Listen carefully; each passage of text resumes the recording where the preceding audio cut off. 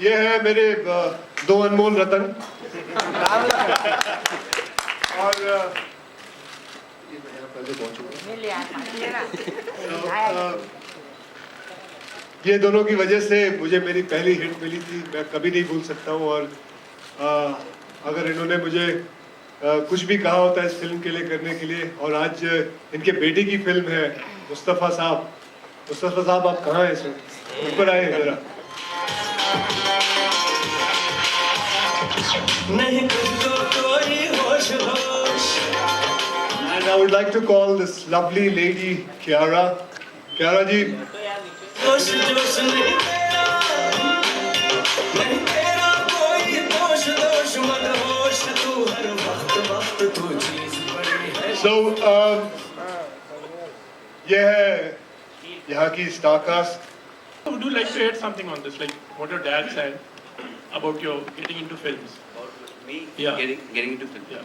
क्या है ना कि मैं हमेशा से, जैसे कि उन्होंने कहा कि मैं हमेशा से डायरेक्शन में ही जाना चाहता था, बट क्या होता था ना कि जब मैंने अपना फिल्म स्कूल ख़त्म किया, जब मैं इनको असिस्ट करने लग गया, तो एज एन एडी जब आपका काम होता है कि आपको सीन सुनाना होता है ऑन द स्पॉट, तो मैं इनको सीन इनैक्ट करके सुनाने लग गया था। हर एक सीन, चाहे वो एक ही सीन क्यों ना हो, और मैं इनको अलग अलग तरीके से करके दिखाता था। तो वहीं से मेरा एक्टिंग का जो पैशन है वो वहीं से आया है। और जब हम लोग मशीन पर भी जब हम लोग काम कर रहे थे, तो मैंने सोचा ही नहीं था कि मैं फिल्म करने वाला हूँ। तो मेरे छोटे भाई जैनुल ने, उन्होंने कहा कि हम लोग मुस्तफ़ा को कास्ट करते हैं, एंड आई थिंक वो परफेक्ट होगा इसके लिए। Then also I had to give an audition. I had to narrate the whole machine script to them, act out each and every scene. And उसके बाद इन्होंने मुझे कहा, Mustafa, you are doing this film. So that's how I got on board. Kiara ji, I would like to ask you, how was it working, being in Ravina Tandon's shoes? Luckily, I showed her the song 2 days ago and she loved it. So I wanted to get her blessings for it. But it's really surreal. There was a moment, sir, on set when in front of the camera, I just froze because I was like, this is the same song I danced to in front of the mirror at home.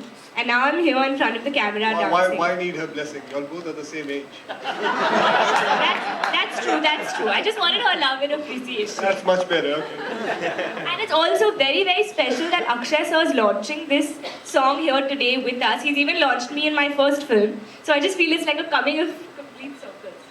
Sir सवाल है कि इस song से आपकी क्या जुड़ी यादें हैं सर? तू चीज बड़ी है मस्त मस्त, क्योंकि उस समय वो एक ट्रेंड हो चुका था, सिर पे वो तौलिया बांध के हम लोग भी डांस करते थे।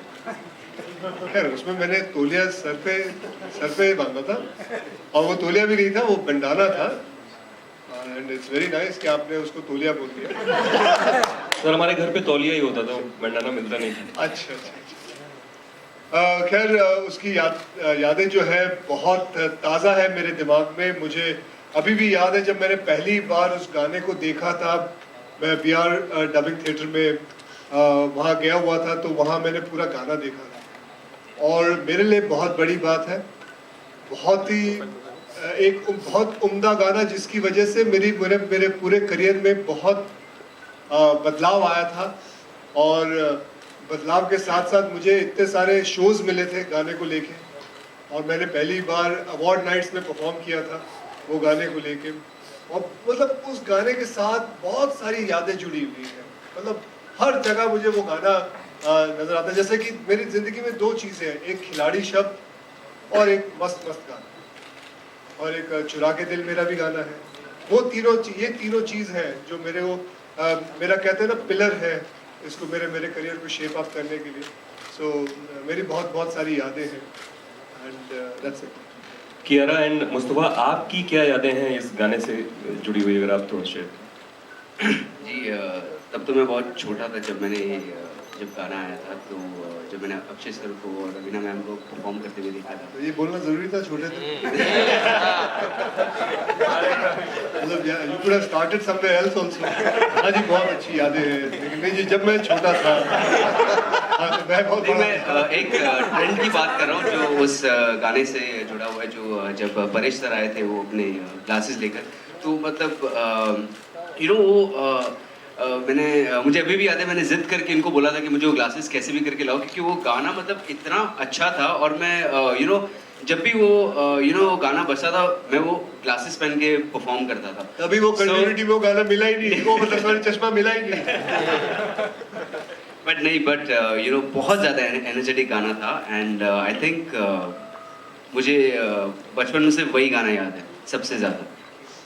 Akshay, yeah. अच्छा, मैं कहूँ इस फिल्म के लिए भी ये है मुस्तफ़ा और इसका भाई है ज़ैनुल, इन लोग ने बोला कि ये गाना लेते किसी भी तरीके से लेके आए. और ये मैं बताऊं, रतन जैन जी और गणेश जैन, चंपक जैन, गिरीश जैन और बहुत सारे जैन हैं. इन सबसे मतलब इन्होंने उफ तक नहीं की. और ये गाना जो उनके लिए आई एम श्योर कि बहुत मायने रखता है, खड़ा करके इनको गाना दिया, मुझे बता रहे थे.